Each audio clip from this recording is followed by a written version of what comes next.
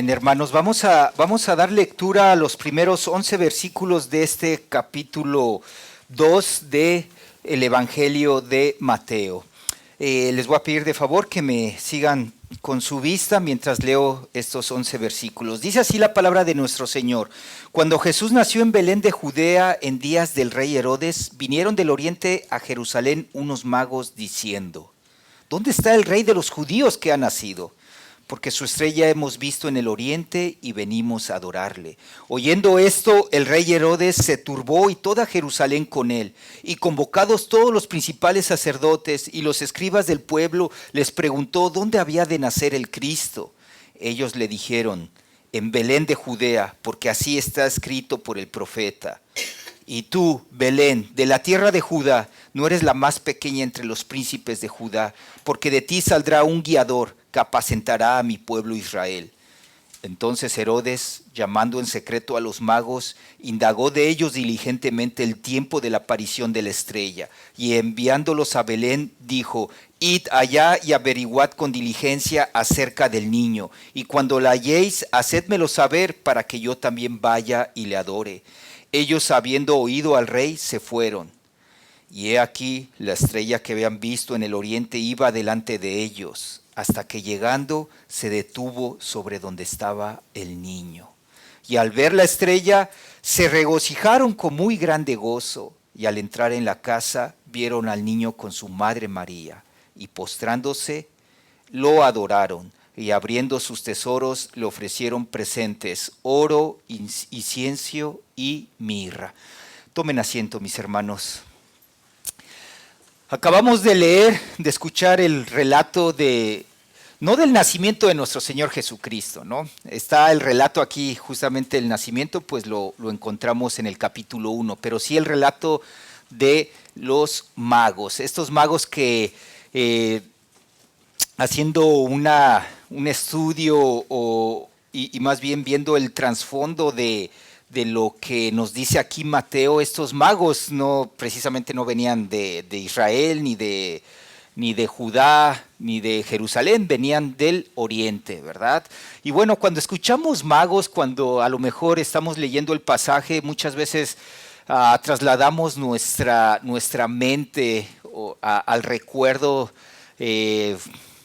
de nuestros países en Latinoamérica cuando celebramos este acontecimiento, ¿no? Pero justamente no se celebra con el énfasis bíblico, no se celebra con la parte de poder reconocer estas actitudes de los magos, ¿no? Que vinieron en adoración, y un detalle bastante importante que comentaré después viendo el texto bíblico, sino lo relacionamos en regalos para los niños, ¿verdad? No sé, yo hablo de México, no he preguntado a demás hermanos de Latinoamérica, pero cuando decimos Reyes Magos, inmediatamente lo trasladamos al día 6 de enero, ¿verdad? A través de este acontecimiento, inclusive, bueno, mostrando ahí la foto, ahí había dos chillones, uno de ellos era yo, ¿no? No sé, a lo mejor estaba llorando porque ya estaba pensando en que mis padres a lo mejor estaban distorsionando el mensaje de los magos que vemos en Mateo capítulo 2. No lo sé por qué estaba llorando, seguramente ustedes sabrán, ¿no? Por la carita de los magos que estaban ahí, o de los famosos reyes, porque nosotros podemos decir que inclusive hasta en la cultura les hemos dado nombres, ¿no? Melchor, Gaspar, Baltasar, pero vemos la escritura, inclusive el texto que acabamos de leer es el único evangelio que relata la visita de los magos a nuestro Señor Jesucristo. Asimismo, bueno, no sabemos de los nombres, tampoco el texto nos dice que eran reyes, ¿no? Nosotros por ahí lo inventamos, o más bien alguien lo inventó por nosotros y decimos: los reyes magos, pero leyendo el texto nuevamente tampoco vemos que eran reyes. Tampoco, hermanos, nos está diciendo aquí el texto que nuestro Señor Jesucristo aún estaba en el pesebre. Se calcula, hermanos, que inclusive la visita de estos magos para nuestro Señor Jesucristo sucedió varios meses después. Unos historiadores inclusive dan una fecha, o ponen esta fecha de la visita de los magos a nuestro Señor Jesucristo 2 años después de que Él nació.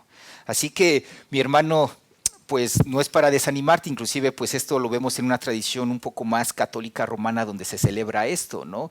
Pero vemos el énfasis de la visita de estos magos hacia nuestro Señor Jesucristo, no por el simple hecho de que lo veamos como una tradición de la cual nosotros debemos celebrar, sino principalmente dos aspectos que vemos aquí en el texto, que es la actitud de los magos, la actitud de que se postraron y adoraron. ¿A quién adoraron? A nuestro Señor Jesucristo.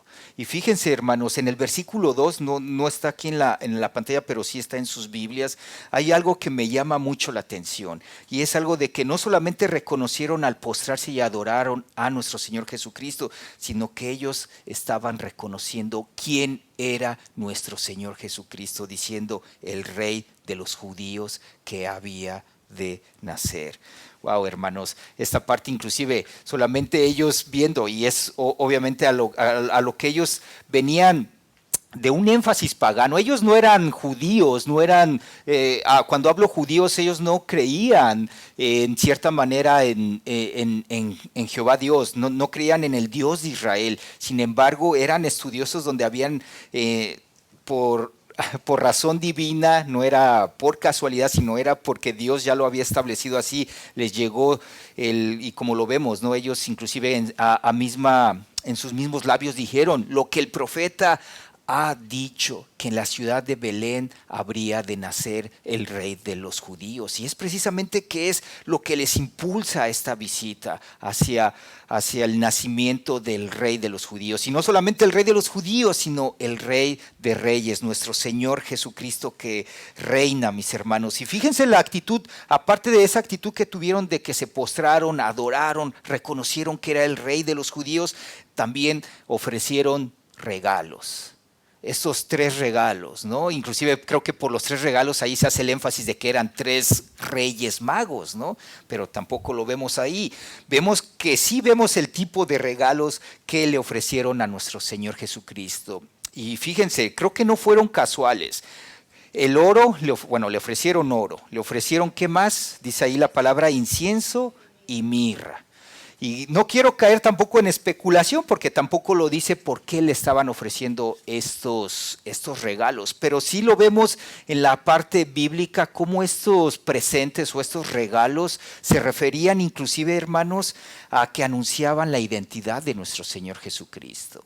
Lo vemos en el Antiguo Testamento, inclusive en esa parte de Jerusalén y en el viejo mundo de ese tiempo. El oro era ofrecido ¿para quién? Para los reyes, hermanos. Era algo en lo cual vemos a lo largo de la historia y vemos inclusive el primer rey que fue Saúl y ya de ahí David. Vemos inclusive también en la parte de la construcción del templo, el trono del rey era ¿qué? Oro. Cuando se vinieron estas visitas por ejemplo, al rey Salomón, ¿qué se le ofrecía? Aparte, bueno, obviamente se le ofrecieron muchas cosas, pero hacía un énfasis especial a lo que se le ofrecía al rey, que era oro. Asimismo, hermanos, vemos el segundo presente también en el relato del Antiguo Testamento, que es el incienso. Interesante que el incienso, hermanos, los sacerdotes era prácticamente el uso de ellos. Inclusive en el libro de Crónicas lo vemos también en alguna parte del Pentateuco, ahí en el Deuteronomio, donde Moisés y Aarón se presentaban delante de Dios ofreciendo ¿qué? Incienso. Asimismo, el que relata Crónicas también hace mención en que los sacerdotes tenían que ofrecer diariamente incienso. Y por último, el otro regalo que le ofrecieron a nuestro Señor Jesucristo, que fue la mirra. Mirra inclusive también en el relato, no tanto del Antiguo Testamento, sino del Nuevo Testamento, inclusive trasladamos nuestra mente en la muerte de nuestro Señor Jesucristo. Que inclusive estando en la cruz, a nuestro Señor Jesucristo no solamente se le ofreció vinagre, se le ofreció ¿qué? Mirra. Cuando nuestro Señor Jesucristo, más bien ya no estaba en la tumba, sino que las mujeres iban a visitar la tumba. Inclusive dice ahí uno de los evangelios que traían mirra porque se acostumbraba que al cuerpo del difunto, y no solamente, no a cualquier muerto o no a cualquier difunto, sino a difuntos especiales para el pueblo o para la familia, iban y se les untaba mirra. Entonces, hermanos, si nosotros vemos esta parte de estos tesoros que le ofrecieron los magos a nuestro Señor Jesucristo, justamente apuntan a Él, mis hermanos. Como rey en esta parte de ofrecerle oro, como sacerdote en la parte de ofrecerle incienso y justamente también como la mirra, mostrando así que él iba a sacrificarse, iba a ser por medio de ese sacrificio nuestro Salvador. Y es así, mis hermanos, que en esa dirección vamos a comenzar nuestra serie estos próximos 4 domingos. Bueno, son 3 domingos donde vamos a poder ver cómo la palabra del Señor apunta a estos oficios que nuestro Señor Jesucristo hizo y hace actualmente en nuestras vidas. Y no solamente, mis hermanos, vamos a ver cómo Jesús no simplemente fue un maestro, no fue simplemente un líder espiritual, sino también un ejemplo moral de lo que el Señor nos dejó en su palabra.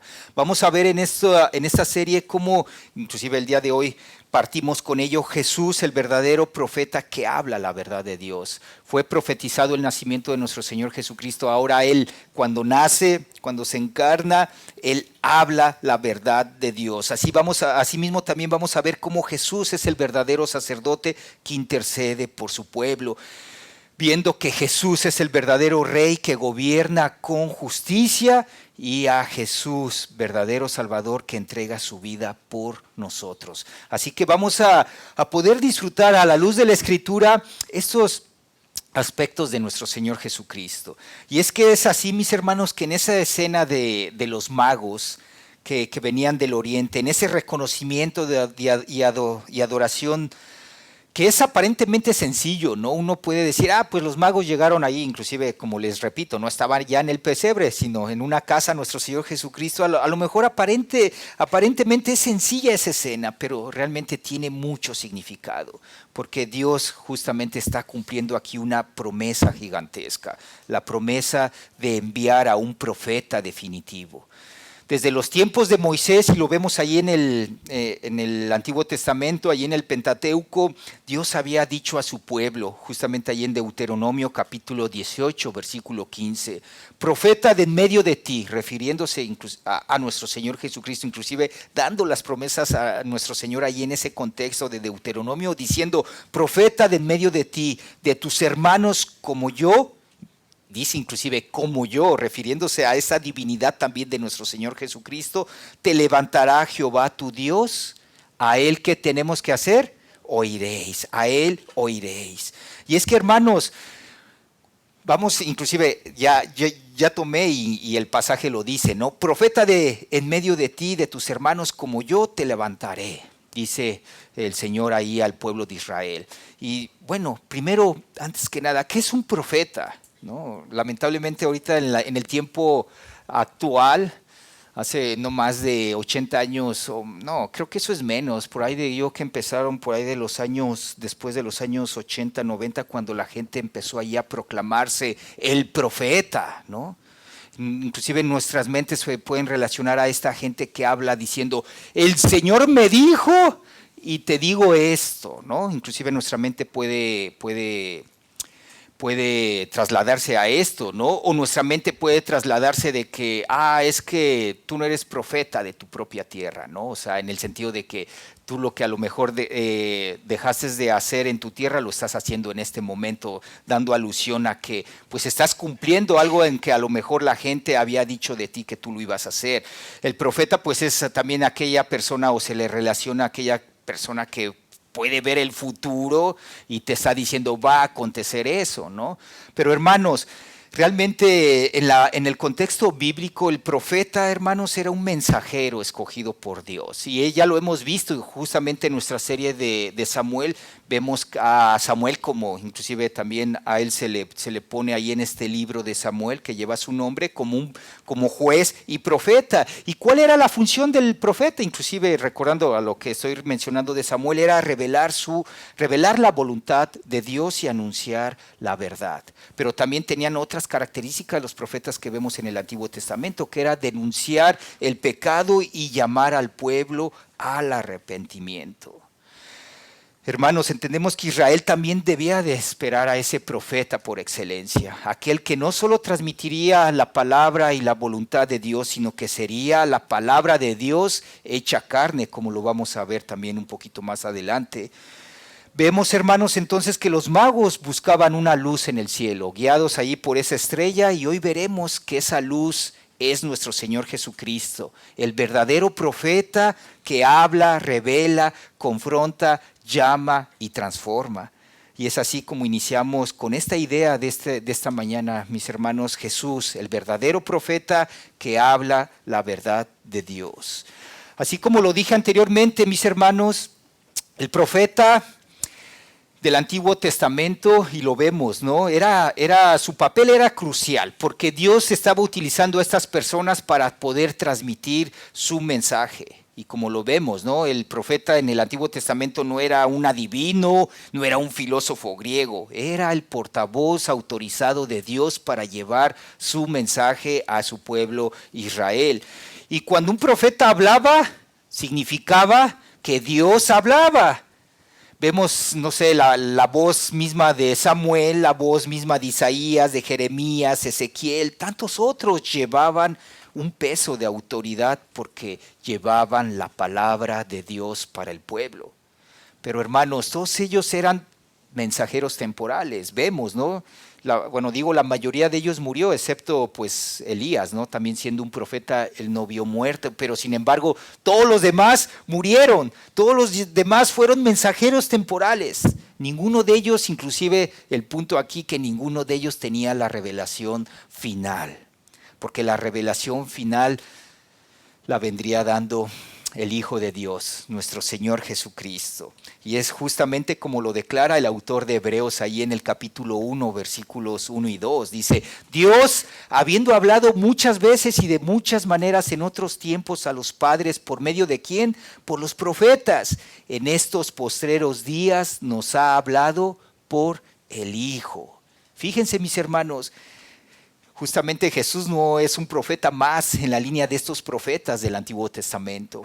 Él es la culminación de la revelación de Dios, hermanos. Y es que si lo vemos en el contexto del Antiguo Testamento, justamente cuando el profeta hablaba, decía, así dice el Señor, ¿no? Así, si lo ven en todos los libros proféticos, siempre hay esa expresión, así dice Jehová o así dice el Señor. Pero fíjense, Jesús declara diferente, Jesús habla diferente. Él dice, pero yo os digo, teniendo él la palabra, siendo él Dios, hermanos, como un verdadero profeta. Jesús simplemente no solamente iba a informar, sino él iba a transformar. Y es justamente en esta labor de profeta, mis hermanos, que Jesús no solo denuncia, llama también a salvación. Su voz es una palabra de vida, su voz es palabra de luz, como lo vemos en la Escritura, y a Él debemos escuchar, a Él solamente debemos oír, mis hermanos. Otra tarea de los profetas del Antiguo Testamento era confrontar el pecado, mis hermanos. Justamente Dios utilizaba este medio del profeta para confrontar el pecado del pueblo, para hacerles saber la idolatría en la cual ellos estaban atravesando. Estaban también, Dios ponía en ellos la palabra para poder confrontar su frialdad espiritual, como lo hemos visto el último mes, ¿no? Simplemente el pueblo de Israel se había olvidado de lo que Dios había hecho, de quién era Dios, y a través de Samuel Dios utiliza a este personaje para poderles mostrar su frialdad espiritual, su alejamiento de Dios. Y asimismo también anunciaban la corrupción moral Todo el pecado, llámese idolatría, todo el pecado que estaban cometiendo ante la ley moral de Dios que era desobedecida por parte del pueblo. Y esta misma manera, mis hermanos, en esa misma función de denunciar el pecado del pueblo, Jesús también toma esta labor de profeta, hermanos, señalando y revelando la verdadera condición de nuestro pecado, la verdadera condición del ser humano. Y es que, hermanos, como siendo Jesús como profeta, no solo iba a revelar el pecado, nuestro Señor Jesucristo justamente señala dónde está el pecado.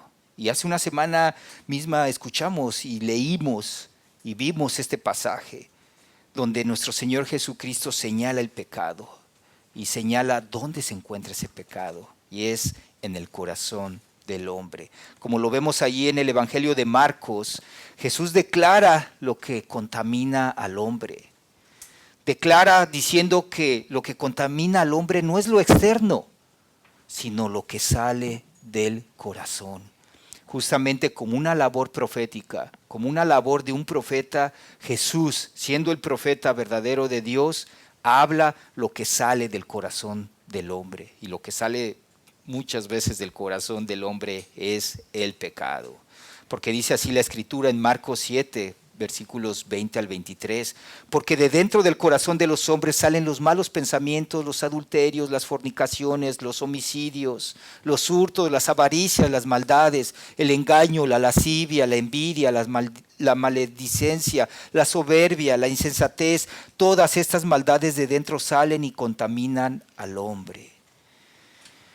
Vemos, hermanos, como profeta Jesús muestra el pecado, que no es simplemente fallar en una conducta moral externa. Jesús va más allá y revela que el pecado es errar. Inclusive eso es lo que significa pecado, ¿no? Lo vimos creo que en un estudio bíblico hace poco. Pecado significa errar en el blanco. Y es justamente lo que Jesús está diciendo aquí y está hablando acerca del pecado. El pecado es errar el blanco de lo que Dios ya ha establecido en su palabra. Errar o pecar más bien es errar en lo que Dios ya ha establecido como su voluntad. Él no solamente, y lo vamos a ver, bueno, hoy, esta mañana no lo vamos a ver, pero en los evangelios lo vemos y lo podemos ver en nuestras Biblias, hermanos. Él no nos habla de que solamente evita el adulterio. Él nos manda a tener un corazón puro. No nos manda, o no solamente nos dice, evita asesinar, evita matar a tu prójimo, sino nos dice, debes de tener un corazón lejos de la ira, porque el que odia a su hermano es como si asesinara. Él no nos dice también, pues simplemente pues se te puede salir una mentira ahí cualquiera. No, hermanos, no basta con evitar la mentira, debemos amar la verdad profundamente. Así que vemos, hermanos, a Jesús como un verdadero profeta también revela la condición real de nuestra alma, de nuestro corazón, en la cual de esta manera no solamente señala el pecado, también en su gracia, en su misericordia nos llama al arrepentimiento. Y como punto 2 vamos a ver esto. No solamente Jesús señalando nuestro pecado, no solamente señalando el origen de nuestro pecado, que como lo vemos es el corazón, también en su gracia y en su misericordia nos llama al arrepentimiento. Y es que es justamente otra labor de los profetas. Los profetas, su función, como lo dije anteriormente, era llamar al arrepentimiento. Pero no simplemente era llamar al arrepentimiento. El énfasis que Dios usaba a través de estos hombres es de que ellos llamaran al pueblo a volverse a Dios. El pueblo continuamente se alejaba de Dios, le daba la espalda a Dios, y es por eso que los profetas llamaban al pueblo a decir, vuélvanse del pecado, vuélvanse, dejen el pecado y vuélvanse a Dios. Cada profeta, y en sus diferentes contextos los vemos ahí, tanto en los 15 profetas, ¿no? Lo vemos allí en la Escritura, cada uno de ellos decían, vuélvanse a Jehová. El arrepentimiento, como lo vemos ahí en la Escritura, no era opcional, hermanos, era urgente, era algo necesario y era algo vital. Y Jesús, siendo el verdadero profeta, siendo un verdadero profeta que llevaba la palabra de Dios, justamente inicia su ministerio de esa manera como el profeta, llamando al arrepentimiento. Y también el Evangelio de Marcos relata su primer llamado profético de nuestro Señor Jesucristo. Capítulo 1, versículo 15 dice nuestro Señor Jesucristo: el tiempo se ha cumplido, el reino de Dios se ha acercado. Arrepentíos y creed en el Evangelio. Creo que eso es primordial, eso es esencial para la voz del profeta que vemos en la Escritura.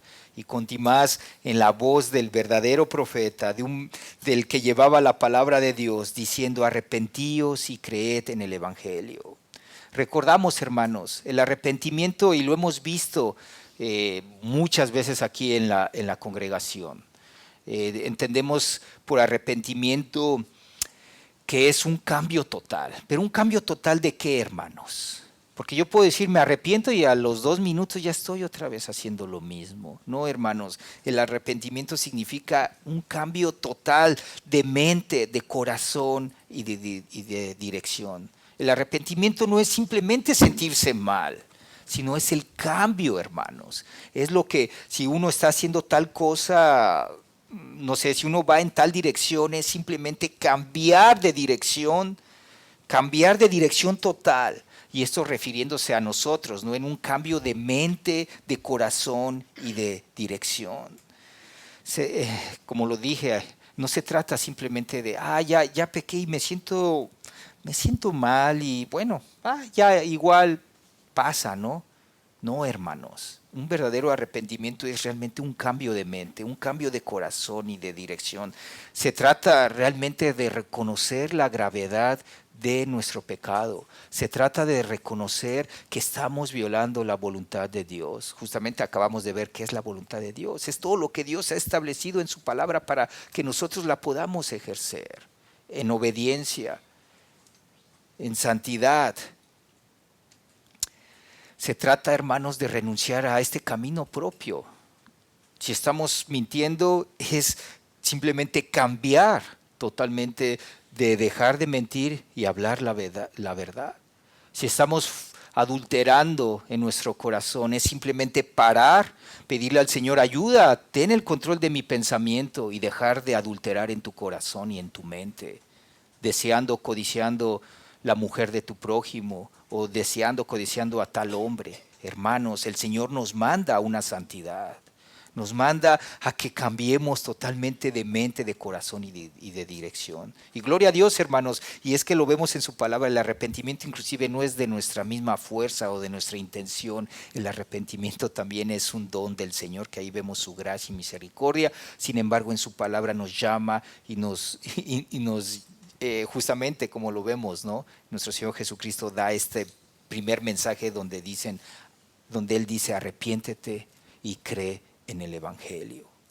Asimismo, mis hermanos, Jesús, siendo el verdadero profeta que habla la verdad de Dios, no solo nos llama al arrepentimiento, también nos revela algo bien importante como cristianos, nos revela la justicia de Dios.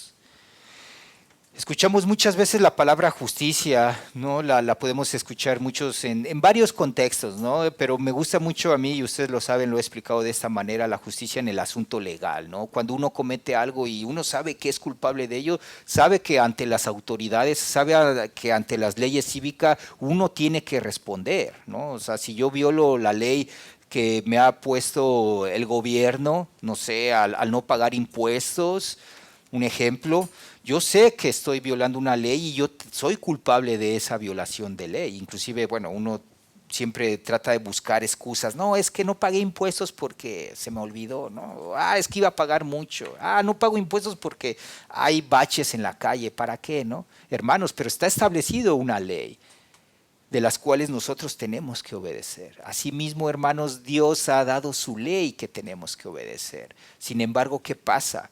Nosotros como humanos, siendo imperfectos, siendo pecadores, nosotros no llegamos ni siquiera a cumplir el 1% de la ley, hermanos. Y justamente, hermanos, esto que nosotros podamos llamar como justicia, que no podíamos alcanzarla por el esfuerzo de nosotros, por portarnos bien o por algo de nosotros, porque somos tan imperfectos y tan débiles, hermanos, que no podemos cumplir con la ley que Dios ha dado en su palabra, tan solo los 10 mandamientos. No la podemos cumplir, somos imperfectos, hermanos. Inclusive Jesús, el verdadero profeta, establece un estándar divino de manera bien explícita, y lo vemos ahí en Mateo capítulo 5, versículo 20. Dice: porque os digo que si vuestra justicia no fuere mayor que de los escribas y fariseos, no entraréis en el reino de los cielos. Hermanos, a lo mejor es cortito esta frase, pero para los oyentes de Jesús en ese momento, hermanos, esa declaración simplemente habría sido devastadora. Inclusive, bueno, Jesús, recordamos y lo vemos en la Escritura, no era muy amigo de los fariseos.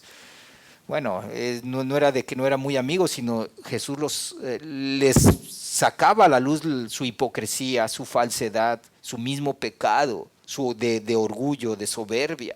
Pero él aquí pone este ejemplo.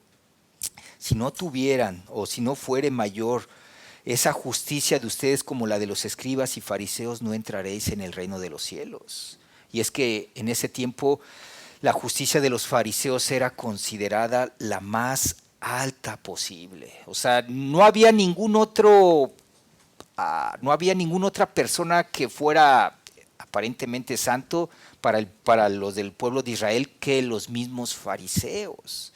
Sin embargo, mis hermanos, vemos aquí que Jesús enseña que Dios demanda una justicia superior a esos que se creían justos. O sea, Él requiere de nosotros una justicia perfecta, pura, santa, mis hermanos. Una justicia que ningún esfuerzo humano pudiera producir. Pero justamente aquí llegamos al corazón del Evangelio, hermanos, hablando de la justicia. La justicia que Dios demanda de nosotros, que vemos que Jesús puso la vara bien alta en la cual ningún ser humano puede cumplirla. Esa justicia que Dios demanda, Dios mismo la provee en nuestro Señor Jesucristo.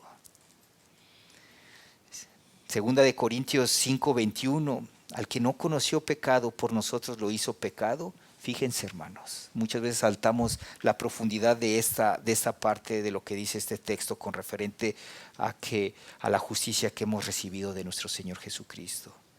Dice: al que no conoció pecado, al que no hizo pecado, nuestro Señor Jesucristo, que por nosotros lo hizo pecado para que nosotros, ¿qué? Fuésemos hechos justicia de Dios en él, hermanos. Por eso digo que aquí está el corazón del Evangelio. Cristo vino no solo a mostrarnos lo que es la justicia, sino a cumplirla por nosotros, hermanos. ¿Por qué? Porque Él vivió perfectamente la ley, amó perfectamente al Padre, lo obedeció en todo.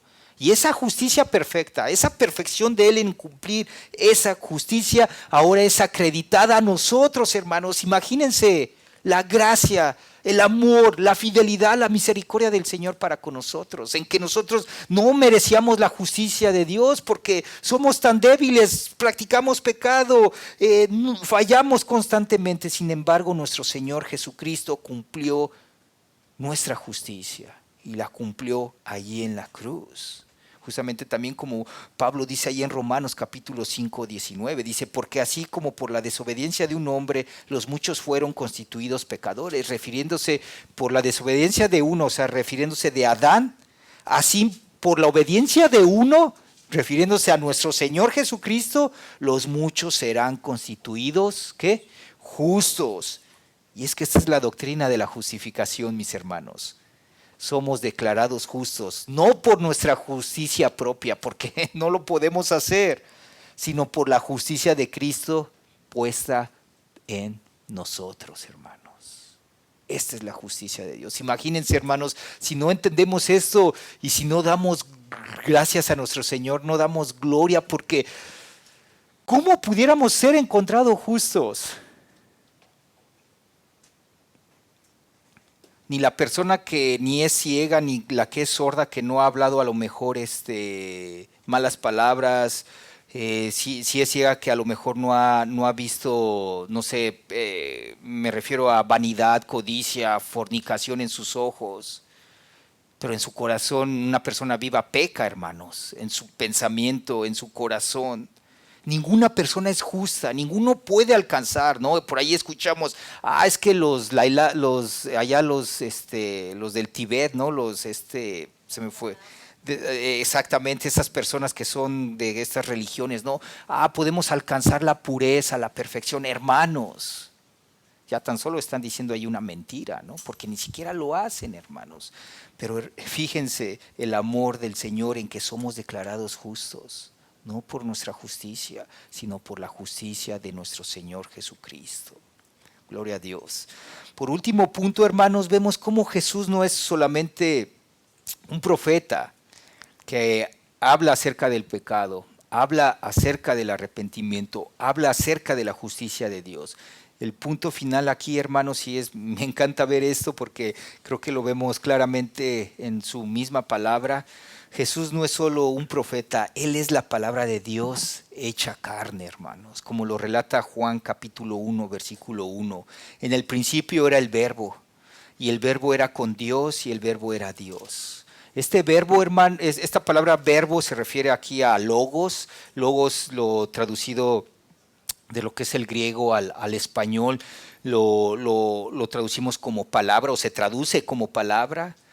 Esa palabra, mis hermanos, que era una palabra eterna, porque dice aquí mismo, desde un principio, esa palabra era con Dios. ¿Y esa palabra quién era? Era Dios, mi hermano. Y aquí justamente lo vemos que la Escritura no presenta a Jesús como un mensajero más en la línea de Moisés, de Isaías, de Jeremías, de Elías, mis hermanos. La palabra de Dios presenta a nuestro Señor Jesucristo como la misma palabra eterna de Dios. Los profetas transmitían mensajes. Cristo es el mensaje. Los profetas hablaban en nombre de Dios. Cristo habló como Dios. Los profetas hablaban en nombre de Dios. Cristo habla como Dios. Los profetas transmitían esa verdad. No solamente transmitían, no hablaban, sino también transmitían algo importante que era la verdad de Dios. Y lo vemos Cristo mismo allí en Juan capítulo 14. Él es que dice, yo soy ¿qué? La verdad y la vida. Esos profetas transmitían la verdad. Cristo es la verdad. Hermanos, Él no solo vino a revelarnos la voluntad del Padre, vino a hacernos hijos del Padre por su sacrificio en la cruz. Él no vino a enseñarnos qué es la verdad. Él no vino a enseñarnos eso porque Él es la verdad, hermanos. Y hablando de la verdad, porque los profetas de Dios hablaban verdad, nuestro Señor Jesucristo habló verdad. Mi pregunta es, ¿dónde estás buscando la verdad? Vemos, ¿no? Algunas personas en el mundo buscan la verdad en muchas áreas, en muchas cosas, en muchas personas, en la misma filosofía, en la religión. Pero vemos, hermanos, que dentro de esa verdad hay muchas respuestas. Todas ellas cambiantes y contradictorias. Muchos podemos buscar la verdad en uno mismo. No, es que la verdad, yo soy la verdad, yo tengo la verdad. Pero justamente acabamos de ver ahí en Marcos, ¿no? La Escritura dice que el corazón es engañoso y perverso. Más vale que no confiemos en nosotros mismos, ni podamos decir que yo tengo la verdad o en mí está la verdad. Otros buscamos o se buscan hacer cosas buenas para decir yo alcanzo la justicia. Dejan de hacer cosas malas. Pero justamente Jesús confronta a esos poniendo de ejemplo inclusive a los mismos fariseos, dando según ellos, esta seguridad de que por sus obras iban a alcanzar la misericordia del Señor, pero simplemente vemos que es una falsa seguridad porque nadie puede cumplir a la perfección la ley del Señor. Hermanos, la verdad ya ha sido revelada y esa verdad está en nuestro Señor Jesucristo y en su palabra. Así que Escucha esta verdad, hermanos. No hay otra verdad. Es Cristo. Cristo es la palabra. Escuchemos la palabra. Tal vez puedes decir, no, pues es que hay muchas voces también. Hay muchos, inclusive de lo que mencionaba, ¿no? Muchos que se dicen profetas. Déjame ver qué me dice. Igual, y si me dice que me voy a sanar de tal enfermedad, igual me declara algo, hermanos. Dios lo que ya ha declarado ya está aquí. No falta nada por declarar. Lo que Dios quiso declarar ya lo declaró por medio de esos profetas, por medio del profeta verdadero, nuestro Señor Jesucristo. Tenemos ahí su palabra. Porque hay muchas voces. Aquí seguramente en el salón hay gente que está buscando una voz para que puedas decir, oh, puedo sentirme tranquilo. O a lo mejor esa voz puede ser la verdadera. O inclusive muchas veces escuchamos nuestras propias voces del interior, que es muchas veces de dolor, de orgullo. Pero hermanos, solo hay una voz verdadera, la voz de Cristo, el verdadero profeta. Cristo te habla por medio de tu palabra, hermano. Amigo, Cristo te muestra por medio de su palabra que estamos muy lejos de encontrar justicia. Pero también su palabra nos recuerda que Él ya cumplió para ponernos delante de Dios justos.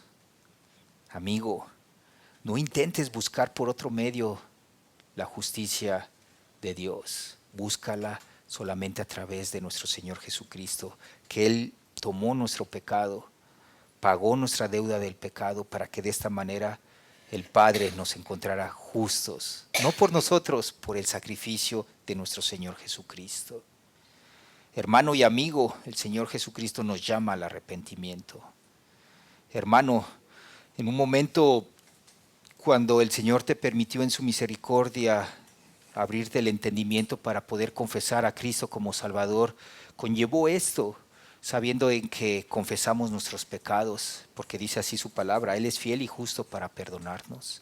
Ese es el mismo mensaje que Cristo está dando, amigo. Él dice, arrepentíos y convertíos, creed en el Evangelio. Y esta mañana yo te invito a que puedas confesar tu pecado delante del Señor, creer que Cristo pagó en la cruz tus pecados y que Él es el único que puede traerte justicia, darte justicia completa. Y no solamente esa justicia, esa salvación y en ese camino de salvación, la santidad que Él requiere de nosotros. Así que hermanos, Cristo ya ha hablado por medio de su palabra. Y la pregunta es esta última. Si Cristo ya ha hablado por medio de su palabra, ¿la estás escuchando? Hermanos, conocer al verdadero profeta, nuestro Señor Jesucristo, no es solo saber quién es Él. Significa conocerlo, significa escucharlo, obedecerlo, amarlo. Y en esa obediencia, en ese amor que nosotros profesamos a nuestro Señor, es rendirnos completamente a Él, sabiendo que Él nos sostiene aún así en nuestras debilidades. Pero hermanos, busquemos obedecerle, busquemos escucharle, para que de esta manera nuestras vidas den honra y gloria a su nombre.